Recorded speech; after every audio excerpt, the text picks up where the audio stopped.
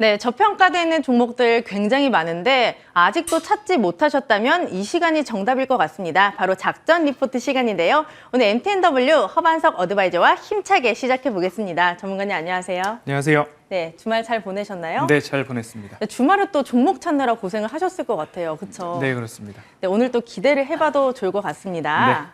네, 그럼 오늘 맞춰볼게요. 네, 제목이 좋아질 일만 남았다. 첫 번째 힌트, 엔데믹 전환의 수혜주다. 그리고 두 번째, 실적 부진이 끝났다. 네. 그리고 마지막에 이제 조정받았던 주가 저위험 구간이다. 네. 이거 설명만 보면 상당히 매력적인 종목인데 사진도 볼게요.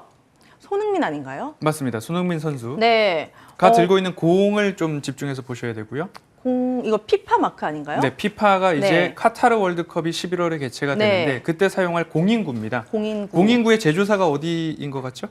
이 마크가 상당히 낯익은데. 네, 맞습니다. 그 바로 의류 브랜드를 제조하는 국내 대표 기업입니다. 국내에서 이 아디다스를 제조를 하나요? 네, 그렇습니다. 난이도가 굉장히 높은데. 네, 주식을 하시다 보면 네. 아디다스 하면 네. 바로 화승 엔터프라이즈라고 딱 보시게 됩니다. 약간은 좀 생소한 종목이에요, 저한테는. 네. 이 종목을 가져오신 이유가 뭘까요? 네, 여기에 적혀 있는 내용들을 주로 말씀을 드리겠는데요. 네. 가장 중요한 부분 중에 하나는 실적입니다. 예전에 이런 말씀을 드렸습니다. 강원랜드를 말씀을 드리면서 코로나로 인해서 내방객 수가 줄어들었습니다. 줄어든 것에 더해서 사상 유례가 없었던 영업시간 단축까지 강행을 했습니다. 그런데 신기한 일이 벌어졌죠.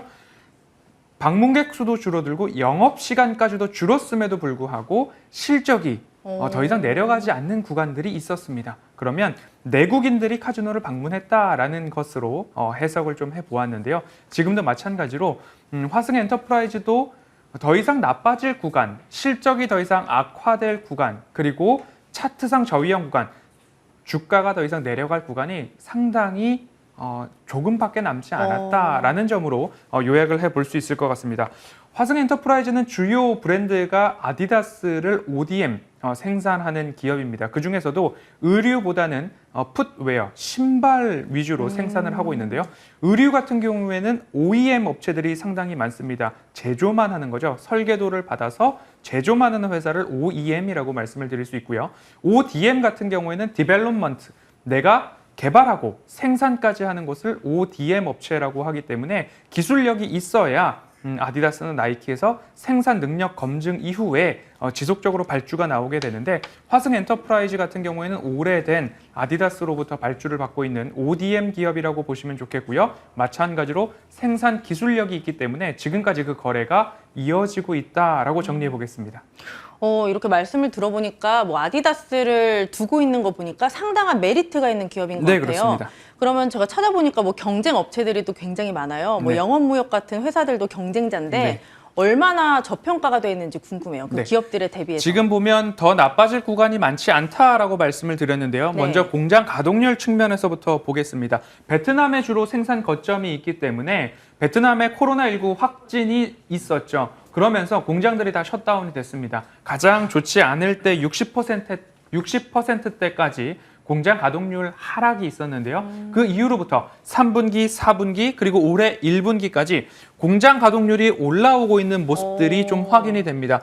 그리고 5월, 이제 2분기를 시작한 이후 5월 달을 보면 98%의 가동률까지 올라왔다라는 이야기가 하나하나 나오고 있고요. 1분기 보고서 기준으로는 90%까지 가동률이 올라왔기 때문에 가동률이 저점을 찍고 올라왔다라는 점에 있어서 그러면 고정적으로 공장에 유지를 하기 위해서 고정비가 나가는데 그 고정비 부담에 있어서도 상쇄가 된다. 그리고 또 한 가지, 코로나19가 엔데믹을 향해 가고 있으면 외부 활동 증가와 의류 소비 확대가 여기에 수혜가 될 수 있고요.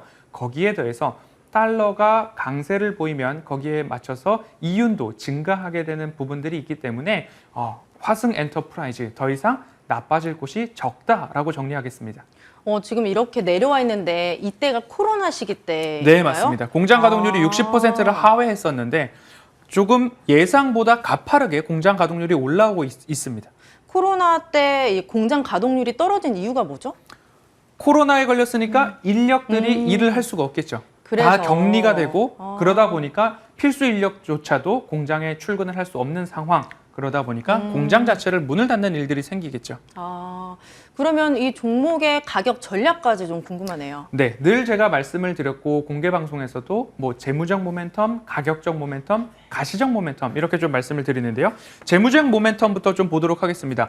공장 가동률이 굉장히 좋지 않았기 때문에 21년도 영업이익이 70억대까지 떨어졌습니다. 그리고 19년도는 850억 원, 그리고 20년도 620억 원, 올해는 약 900억 원까지도 상승할 것이다라고 전망이 좀 되고 있습니다. 그렇기 때문에 예년보다도 더 좋은 성적을 이룰 수 있다라는 점이고요. 70억 원까지 떨어졌었던 영업이익이기 때문에 이보다 더 나빠졌던 구간들은 없다라는 사례입니다. 영업이익 추이 말씀을 좀 드렸고요.